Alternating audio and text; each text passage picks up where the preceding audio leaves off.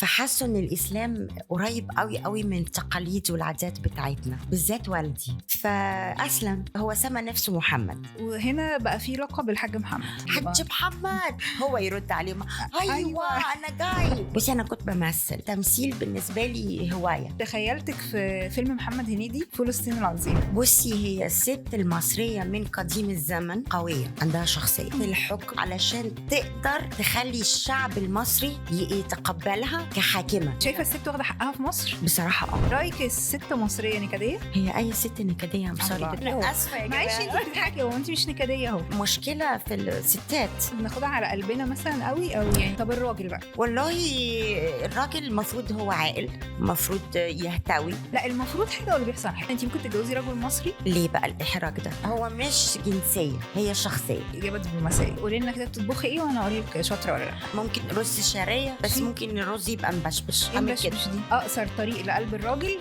الدلع. تلخصي حياتك في مصر او الونس في مصر بايه؟ الدفى.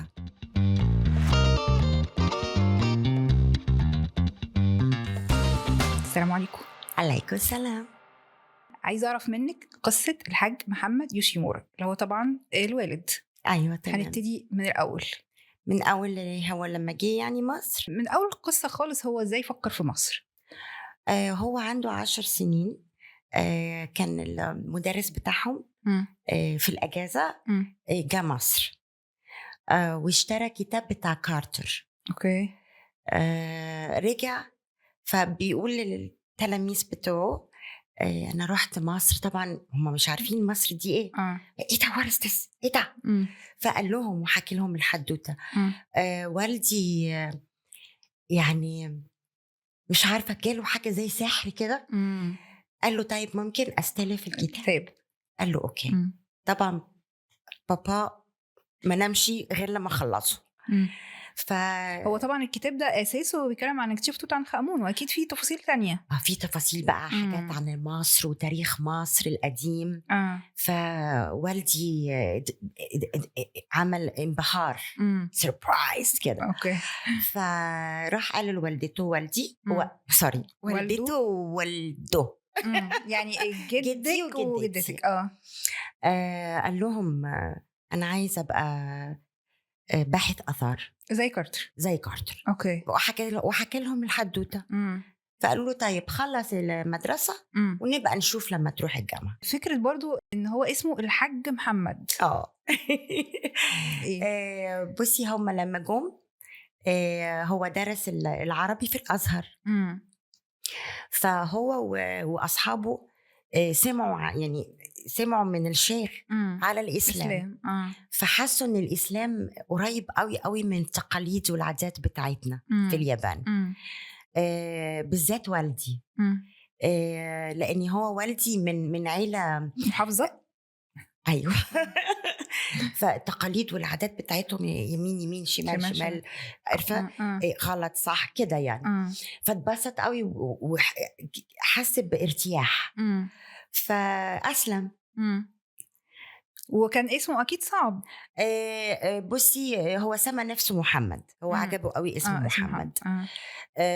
وفي الأقصر أول ما ابتدوا الحفريات في الأقصر، هو أول شغل للبعثة اليابانية كان في الأقصر. يعني هو درس في الأزهر، خلص اللغة العربية وبعدين يجي هنا لا الاثنين درس العربي ودرس الآثار. أوكي. في جامعة القاهرة. وبعدين بقى بينقب عن الآثار أو باحث بعدين راح أخذ الماجستير.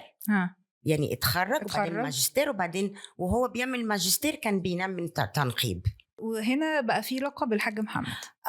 في الأقصر ما كانوش بيعرفوا يقولوا الاسم الأولاني اسمه ساكوجي صعب. حتى إيفن يوشيمورا، بس يوشيمورا هناك في الأقصر كانوا ممكن يقولوا له إيه شامورا هاشامورا. فقال لهم خلاص بقى ايه قولوا له الحاج محمد.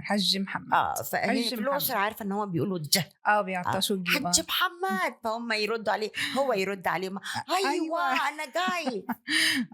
كنان معناه ايه وجه ازاي ومين اللي اختاره؟ طبعا متوقعه ان بابا اللي اختاره.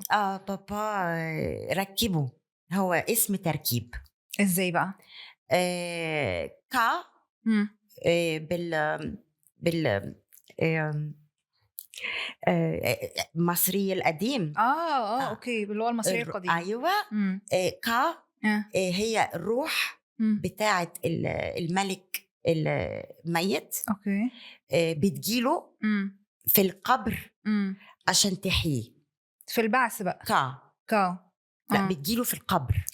عشان هم عندهم توقعات بليف ان هو كا دي بتجيله تعيد ليه الحياه تاني، تعيد ليه الحياه بالليل.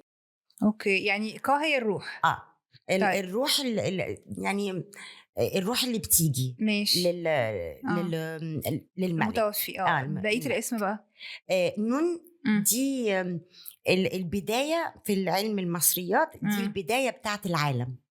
اوكي. فكانان في نفس الوقت كانان يعني ساوث الغرب عندنا ده الجنة. اوكي. وفي نفس الوقت جاية من الكنعانية. ونفس الوقت جاية من كنانة الله في الأرض هي مصر. صح. لا بابا ده فكرة عبقرية. احنا طلعت أسامينا عادية جدا. اسمي مركب معقد جدا، بس كله بنفس المعنى أو بنفس الأهمية. طيب بما إن دايما الفن بتاعنا بحيث إن هو أكتر حاجة معروفة عننا بره، أو أكتر حاجة بتوصل صوتنا ورسالتنا بره، أنتي مرتبطة بالفن في مصر في إيه؟ بصي أنا كنت بمثل. أنا كنت عايزة أقول لك كنت عايزة أقول كنت بمثل. بص التمثيل بالنسبة لي هواية من وأنا عندي 3 سنين. وبعرف أقلد. ده كله ده في مدرسة ولا مثلتي فعلا؟ لا أنا وأنا صغيرة كنت في البيت بس في البيت. لا أنا مثلت حقيقي في التلفزيون المصري هنا في مصر. أول حاجة عملتها فيلم مع أستاذ رأفت الميها الله يرحمه. طبعا. عملت معاه فيلم كوميدي. حسيت نفسي ان انا في الكوميدي لذيذه جدا. والله جدا حقيقي. اشكرك. عارفه انا اول ما شفتك تخيلتك في فيلم محمد هنيدي فلسطين العظيم. بيقولوا لي شبهي قوي. انا ما شفتوش. بس يعني حسيت ان انتي ممكن تبقي كنتي في الكاست بتاع الفيلم او تبقي البطله. هشوفه حاضر. فانتي بنفسك مثلتي، لكن كفن بتاعنا بقى يعني كنتي بتتابعي ايه، بتشوفي ايه؟ الفن المصري. انا بحب الغنى قوي. لمين زي مين؟ القديم شويه. بحب القديم ده اكيد بابا كان بيسمعه. انا اتعلمت العربي منه. لا اقصد ان تبقى في سنك وبتسمعي مرتبطه بالفن القديم ده، يا بابا يا ماما. يا ماما مصريه؟ الاثنين. ماما مصريه. طيب في القديم كنتي بتحبي تسمعي ايه؟ يا او ماي جاد بحب كل اغاني بتاعت ورده. ده عشان ماما يعني هي خلتني ارتبط بيها قوي. كانت على طول بتسمعها. بحب فايزة أحمد. برضو ماما بتسمعها. فريد أطرش. طب عايزة أقولك في كده شوية أغاني بتحسي فيها بقوة الست المصرية. يعني أنا متذكرة أغنية لأم كلثوم، لو أنتي طبعا أكيد عارفة أم كلثوم. طبعا. كان زمان، فاكرة لسه فاكر كان زمان، اللي هي بتسيب حبيبها أو عتاب قوي. ففكرة القوة في الأغاني المصرية خاصة للست دي بتستهويكي ولا بتحسي إنها مش شبهنا أصلا؟ بصي هي الست المصرية من قديم الزمن. بالظبط. انتي عندك من قديم الزمن. قوية عندها شخصية. كانت ملكة بتحكم. أيوة طبعا. في الحكم. كتير كانوا بيحكموا بدل أولادهم عشان لسه أولادهم صغار. الأم من قديم حتى الزوجة على فكرة كتير كانت بتساند الزوج يعني. أيوة. واعتقد ان احنا شفنا تماثيل كانت الزوجة جنب الزوج. أيوة. بمسافة متساوية، حتى في تقارب في القدم أو في الرجل، فده بيعبر على التساوي بينهم. يعني الست المصرية أصلا من زمان وهي حاسة إن هي قوية أو أصولها أصلا قوية. طب أنتي شايفة الست المصرية دلوقتي إيه؟ بما إن إحنا كان أجدادنا والتراث بتاعنا ست قوية وست قائدة وست حكيمة شايفة الست دلوقتي إيه؟ بصي مع الأسف في مصر زي اليابان. بصي انتي يعني ممكن تشوفي حاجة وتقلديها، بس خدي الحاجة الحلوة. ماشي. في اليابان وفي مصر بقوا يشوفوا الأوروبيين والأمريكان ويسترن وبيقلدوهم في الحاجات عقدة الخواجة كمان وصلت للست المصرية، عقدة الخواجة يعني مع الأسف. يعني حكاية إن أنا مستقلة وأنا زيك ندية. الندية يعني هي إيكوال للراجل، هي شبه الراجل. هي بصي هي ممكن تبقى شبه الراجل في حاجات كتير. أوكي، زي مثلا مسؤولية طبعا، تربية الولاد، لكن وبرضه وبتشتغل طبعا، وعندها طموح وعايزة وعندها مستقبل وكارير بيزنس كله. لكن أنا أسفة يعني إيه الحتة اللي أنت شايفة إن هي فيها مشكلة شوية في معنى كلمة إن أنا ست مستقلة؟ هم حاسين هم رجالة حتى في مصر، حتى في اليابان. يعني شايفة إن الست من كتر ما هي عايزة تبقى مستقلة نسيت دورها أصلا وبقت كأنها راجل. ده مش صاحبك ده جوزك. أوكي، عرفتي ازاي؟ ما ينفعش يعني. انا اتربيت ان الست ست والراجل راجل. اوكي. يبقى عندك كلمه، يبقى في تفاهم، في كلام، تربيه الاولاد تبقى زي يعني مع بعض، مش هي بس 100% وهو بس لا، كل حاجه مشاركه. اوكي، يعني انت تقصدي اساس الاستقلال ان يبقى فيه هي ليها حقها وهو ليه حقه، وهي ليها دورها وهو ليه دوره، وبيشاركوا مع بعض تفاصيل الحياه، وهي ست وهو راجل. يعني حتى يعني حتى زمان في المصريات زمان، يعني في قديم الزمن الست ست يعني. بس عايزه اقول لك من قصه، بما ان انتي قلتي من زمان، اعتقد ان كان في ملكه تشبهت بالرجل عشان بالظبط عشان خاطر ان هي تحكم. لا، لان ما كانش معتاد ان يحكم الرجل. روايه صح، بس علشان تقدر تخلي الشعب المصري يتقبلها عمل لا كحاكمه عملت اني عملت روايه اني امون را the godfather الاله اللي هو اللي بنى، اللي جاب كل حاجه جالها وخلاها راجل. ايوه، انا اقصد اقول لك برضو ان فكره ان الشعب ما كانش متقبل ان تبقى الملكه او الحاكم ما كانش. لا، ما كانش. طيب فليه ما نقولش ان هي كانت قويه وعارفه دورها، بس كان في حاجه في الثقافه، كان في حاجه في تقبل الناس لدورها. مش يمكن ده اللي لسه موجود لحد دلوقتي؟ لا، ما تهيأليش، لاني انا عايشه يعني شايفه الست واخده حقها في مصر بصراحه. القوانين الجديده مدين حق للست كويس قوي قوي. اوكي، قانون في كل حاجه بقى، في الشغل، في كل حاجه. حتى في اليابان دلوقتي. طيب انتي رايك الست مصريه نكديه؟ هي اي ست نكديه. مصاري طب ما انت بتضحكي اهو. معلش، انت بتضحكي اهو، انت مش نكديه اهو. لا، بصي، المشكله في الستات اني بياخدوا الحاجات بغضب بسرعه. الراجل طب اقول لك زي ما بنقول كده بناخدها على قلبنا مثلا قوي، او يعني بالانجليزي بيرسونال. حاجه بتاخدها شخصيه قوي. بس لو انت فكرتي في الموضوع الدنيا مشيت، مشيتي الدنيا شويه شويه، يعني اللي هي ايه، مش كل حاجه على اعصابها. قفشه كمان قفشه. طب الراجل بقى، والله الراجل المفروض هو عاقل. ماشي، المفروض يحتوي. لا، المفروض حاجه ولا بيحصل حاجه؟ عشان ايه؟ لا، لو هو ذكي، هو اصلا ذكي. الراجل بقى ذكي. الراجل ذكي. ماشي، انت متحيزه للراجل؟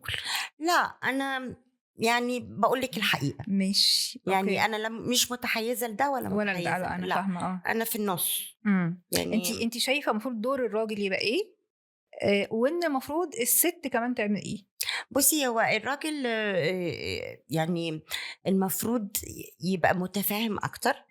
انت قلتي يحتويها. ايوه. يعني ما يحطش دماغه في دماغه، ما يصغرهاش. احنا دماغنا صغيره على فكره. احنا من ستات. ايوه. انت عارفه، لو اخوكي، ابوكي، جوزك، خطيبك، صاحبك. ما يمكن انا عشان عاطفيه شويه. ما انا هقولك، لو عمل لك كده بس هتضحكي ليه؟ علشان ده احنا هنا ده حقيقي. صغير. بعدين لا علشان احنا طيبين. ماشي عشان احنا طيبين صدقيني. وفينا حته العاطفه، زي ما انتي قلتي باقل كلمه باقل حاجه ممكن الست تصفى او أيوة. تهدى. حقيقي. طيب بما ان الكلام بقى عن الست المصريه والجواز وكده، انتي ممكن تتجوزي رجل مصري؟ ليه بقى الإحراج ده؟ قولي لا بقى، لا عليكي تقولي. بصي هو مش جنسية، ماشي هي شخصية. ماشي، عارفه بيقولك اجابه دبلوماسيه. لا صدقيني والله. ماشي، لو حابه انتي هنخليكي تعملي زوج تفصيل، هتجيبي ايه مواصفات من اليابان وهتجيبي ايه مواصفات من مصر؟ خفة الدم المصري. ماشي. اللذاذة. العاطفة. عاطفة. لأن الزوج المصري أو الرجل المصري، الرجل المصري بتهيألي يعني أنا بشوف أصحابي مع جوازاتهم طيبين. أوكي. من اليابان احترام للمواعيد. أنا فكرت احترامه للست والله. لا احترامه للمواعيد. أهم حاجة المواعيد. لا معلش. احترامه للمواعيد. أنا يعني بحب المواعيد قوي. طيب الرجل بيفهم اكتر بقى. انا بكلمك على التجربه بتاعي. طبعا. في السايكولوجي، في العلم النفس، الاطفال اكتر من الست. ليه؟ لان احنا الستات عاطفيين. احنا الستات عامه ولا تقصدي هنا في مصر؟ لا الستات عامه. اوكي. especially في مصر. الامهات في مصر عاطفيين قوي. انا بتكلم برضو على على التجربه الشخصيه. فده بيفرق في التربيه شويه. طبعا. مثلا لو هي مبسوطه قوي، لو هي زعلانه بتزعل جامد قوي مع الولاد. لكن الرجل متوازن. عنده عقلاني. يعني بيوزن الحاجه صح. اوكي، ده رايي. حلو قوي الراجل التفصيل ده، واتمنى ان انت تلاقيه. امين يا رب. يا رب. طيب عايزه، بما ان احنا اتكلمنا عن الجواز، عايزين نشوف بقى شطاره الست كنان. قولي بقى. شطارتي في ايه؟ فاكيد في المطبخ. بصي انا اصحابي بيقولوا لي انا بطبخ حلو. ماشي. انا مش بحب اكل. طيب قولي لنا كده بتطبخي ايه وانا اقول لك شاطره ولا لا. بصي مع الاسف احنا بدأناها مع الاسف. مع الاسف ما بعرفش اطبخ مصري. ما اعرفش اظبطه زي ماما خالص ولا اكله. يعني ممكن رز شعريه. ماشي. بس ممكن الرز يبقى مبشبش. مبشبش دي معجن. ايه مبشبش دي؟ مش عارفه. احنا اخرنا المعجن. ايوه يعني معجن، يعني ماسك نفسه كده. ماسك في كده. مش كده ملزق. ايوه ملزق. بس الشعريه بتبقى حلوه. لا اهم حاجه الشعريه. ايوه. طيب وايه تاني؟ الملوخيه حاولت كتير مش بعرف اظبطها. ايه اللي حصل لها؟ بتسقط. مش عارفه، بتبقى طعمها مش زي بتاعت ماما. هي الملوخيه الغلطانه. طبعا. طيب ده بس انا لا بعرف اطبخ ايطالي. بعرف اطبخ ياباني. بابا هو اللي علمني على فكره. بابا طباخ فظيع جميل قوي. هما الاثنين. طب وماما ما عملتش مجهود في المصري ليه؟ معظم الوقت ما كنتش ببقى موجوده. وهي اللي طبعا بتطبخ. وهي اللي بتطبخ. طب ما فيش اي محاولات يعني كده؟ حاولت ولا باميه بتطلع غريبه قوي. مش زي مكرونه. مكرونه فرن يعني صينيه بطاطس انترناشونال. لا البطاطس بتطلع مبشبش برضه كل حاجه. طب كده نص الزوج المصري هيزعل منك. معلش انا اسف. دايما بنقول في الامثال اقرب او اقصر طريق لقلب جوزك ايه؟ الدلع. لا ده مثل جديد. معدته حضرتك. لا معقوله. لا صدقيني. طب يعني افرضي هو اكل ونكتي عليه وانا قلت له حاجه ضايقته، لا هيبقى مبسوط. هاتي له بعديها ام علي هيبقى مبسوط. بجد. طيب هنحاول هنشوف ده هيخليكي تعلمي اكل. انا مش عارفه ولا انتي مصره على الدلع؟ انا بتهيالي لا مش الدلع. يعني هنقول المثل الجديد بتاع كنان. اقصر طريق لقلب الراجل الدلع. الله عليك. عايزه اقولك انا لو شايفه ان انتي ممكن تبقي في منصب في مصر، حاجه طبعا اكيد تبع الاثار تبع السياحه، تحبي تبقي ايه؟ والله بُصّي، أنا طول عمري مش باحب المناصب الكبيرة. ماشي. باحب أبقى بني آدم طبيعي، تشتغلي أشتغل بإيدِك. بإيدي. طيب لو عندِك فكرة، بما إن مثلًا في هنا مدارس اليابانية، آه. ممكن مثلًا تحطّي حاجة عن الآثار المصرية، عن الحضارة، يعني إيه مقترحاتِك بحيث يبقى الحضارة والثقافة المصرية زي ما حصل مع بابا كده، زي ما أنتِ شُفتِ بيبقى حلم كده عند الأطفال، فهل ممكن تعيدي التجربة دي لو عملنا مثلًا مقترح معيّن تفكّري فيه؟ والله كويس إن أنتِ قُلتِ إمم. السؤال ده، لإني فعلًا مش بس المدارس اليابانية. اليابانية، كل المدارس. لو حصل أزمة في مصر، بتحسّي إن أنتِ مصرية وقاعدة فيها مهما حصل أي حاجة، أو حتى حصل حواليها أي مشاكل، والّا ساعة الجد هتقولي لأ دي مش بلدي أنا يابانية؟ يعني أنا من أب ياباني وأم وأم مصرية. مصرية. آآ لمّا حصل الكوفيد، إمم. اليابانيين كلّهم في المشروع كانوا سافروا؟ مضطرين يسافروا. أنا قعدت، إمم. والمشروع بتاعنا استمر إمم. وأنا كنت ماسكاه. المشروع بتاعِك كان عن إيه؟ ترميم إمم. مركب خوفو التانية. آه. التانية. أنا عارفة إن أنتِ كمان بتقولي عن نفسِك إن أنتِ دكتورة. أنا طبيبة. باعمل دكتوراه. لأ ما أقصدش درجة علمية، آه. أنتِ كل قطعة بترمميها آه. تحسي كأنِك طبيب أو دكتور بيدّي الحياة تاني للقطعة دي أو بيشفيها، Oh my صح؟ God، أنتِ سمعتيها طبعًا. فين؟ برافو عليكِ. بُصّي، أنا عندي 2 سيناريو. إمم. سيناريو إن أنتِ طبيبة إمم. و وكل قطعة بت بت بتعالجيها، كأنِك بتعالجيها، بتعالجيها، طبعًا. دي بتبقى المريض تدّيها بتاعِك. الروح. آه. إمم. وعندي كمان كان عندنا مستشار أمريكاني إمم. ت تخصُّصه مُرمِّم ترميم. ترميم.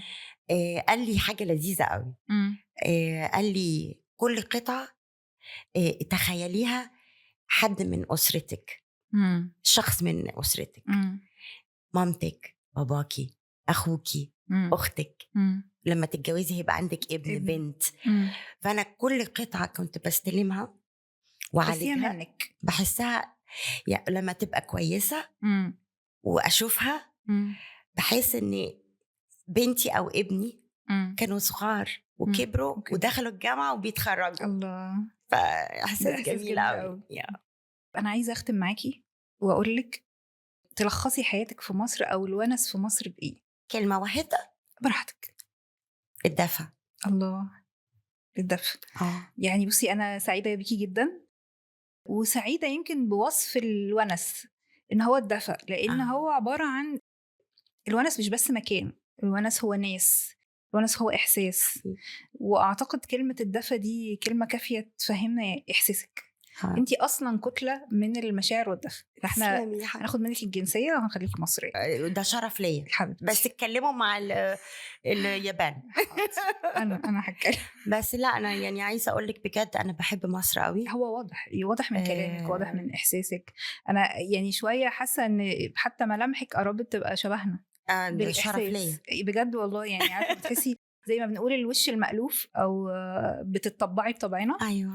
فأنا سعيدة بيكِ جدًا، ويعني من قلبي باقول لِك باحبِك وأهلًا بيكِ في بلدِك مصر. حبيبتي. حبيبتي. Thank you so much. شكرًا. أحبِك.